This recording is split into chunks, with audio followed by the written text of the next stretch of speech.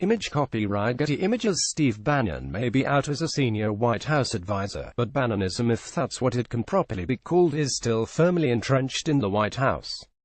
Donald Trump, in a series of tweets on Thursday, bashed his Republican opponents and the media and defended Confederate Civil War monuments, the cause for which white supremacists and neo-Nazis marched last weekend. The president appears to be forcing exactly the kind of fight with progressive groups that Mr. Bannon, in an interview with Robert Kuttner, the co-founder of the progressive liberal magazine The American Prospect, said he welcomed. Perhaps Bannon could hear the executioner sharpening his axe, but he was remarkably candid. The longer they talk about identity politics, I got him, Mr. Bannon said. I want them to talk about racism every day. If the left is focused on race and identity, and we go with the economic nationalism, we can crush the Democrats. On Tuesday and again on Thursday, the president made a decided effort to shift the debate from one about the acceptability of white nationalism, a gentle way of describing the racists, neo-Nazis and Ku Klux Klanners who marched with torches and fought with counter-demonstrators last weekend, and onto more stable footing.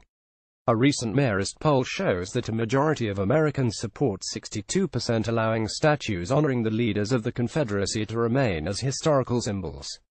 Image copyright Getty Images. Image caption Bannon may be out of favor but not his ideology. While the survey question was a bit loaded, the other option was to remove them because they are offensive to some people. The bottom line is clear. While Americans overwhelmingly reject racism and white supremacists, a debate over whether worn statues cuts much more in Mr. Trump's favor.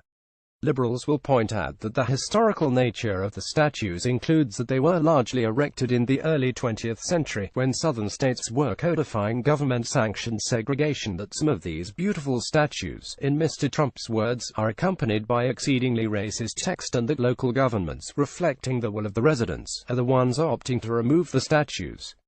That is all well and good, but if the debate also means Democrats abandon bread and butter economic issues, Mr. Bannon's side will welcome the exchange.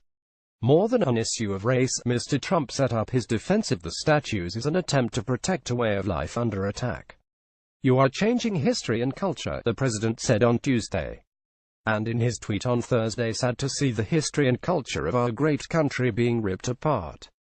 With his ripped-apart imagery, Mr. Trump is playing into the anxiety of Americans explicitly about the anxiety over cultural change, but those sentiments go hand in hand with the financial uncertainty and upheaval that has racked the nation since the Great Recession of 2008.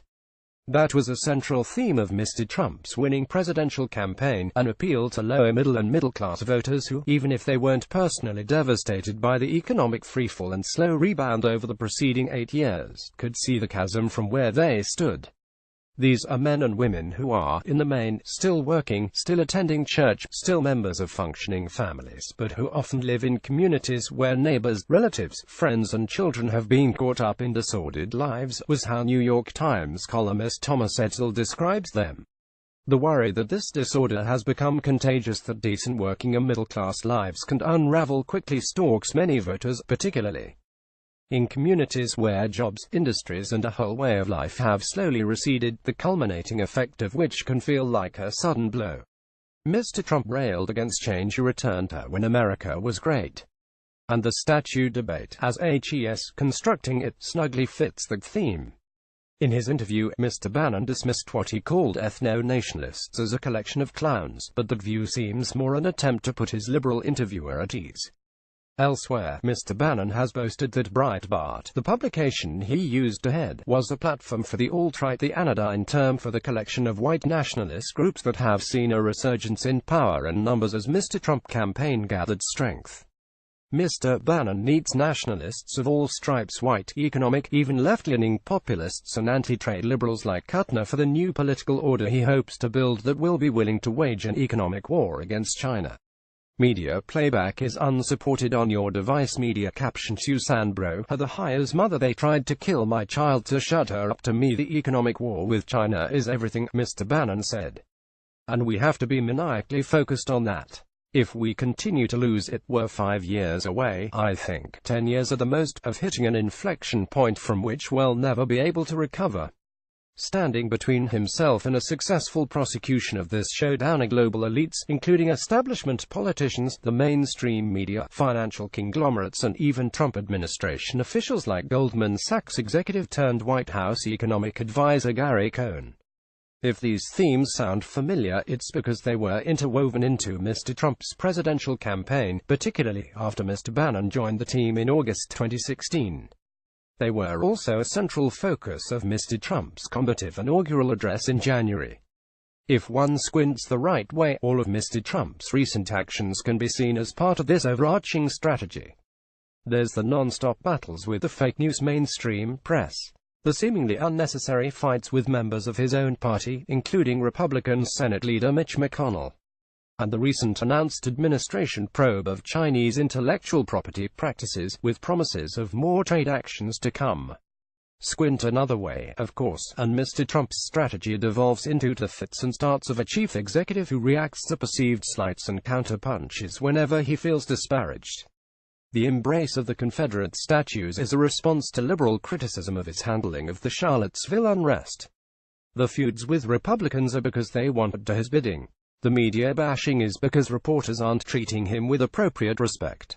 Media playback is unsupported on your device. Media caption for Trump said versus what I saw by the BBC's Joel Gunter. I think the president enjoys a scrap with the press, says Ron Christie, a former advisor to President George W. Bush.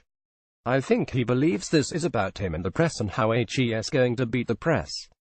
What he doesn't recognize is that the importance of being the President of the United States is to unify the country, to bring people together and to heal divisive wounds. As Nancy Cook and Josh Dorsey write in Politico, Mr. Trump's behavior can be boiled down to a collection of anger triggers. White House officials and informal advisors say the triggers for his temper are if he thinks someone is lying to him, if he's caught by surprise, if someone criticizes him, or if someone stops him from trying to do something or seeks to control him. They write, if Mr. Trump's actions are part of a larger strategy, and not a fit of piquet, there is also the question of whether it's correct to attribute this to Mr. Bannon at all.